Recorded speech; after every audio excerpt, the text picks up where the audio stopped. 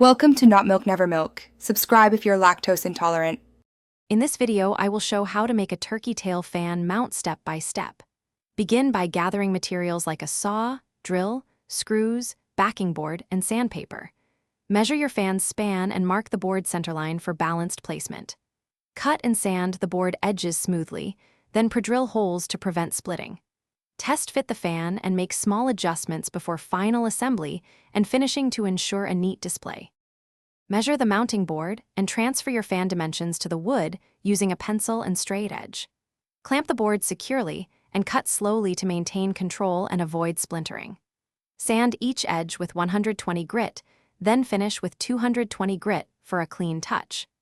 Pre-drill holes for screws and test the alignment with the fan in place to confirm balance before moving to final assembly and staining options. If you are finding this video helpful, please subscribe and like to support more step-by-step tutorials.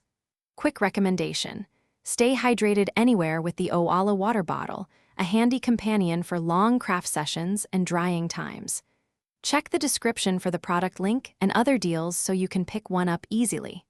Thanks for watching this brief pause. Now let's get back to the video. Position the fan on the prepared board and mark mounting points precisely at feather quill locations. Secure a central brace behind the board with glue and screws to provide steady support for the fan weight. Use stainless screws to resist corrosion and tighten evenly while checking alignment constantly. Allow glue to cure fully, then perform a gentle stress test to confirm stability before applying any finish or hanging hardware for display.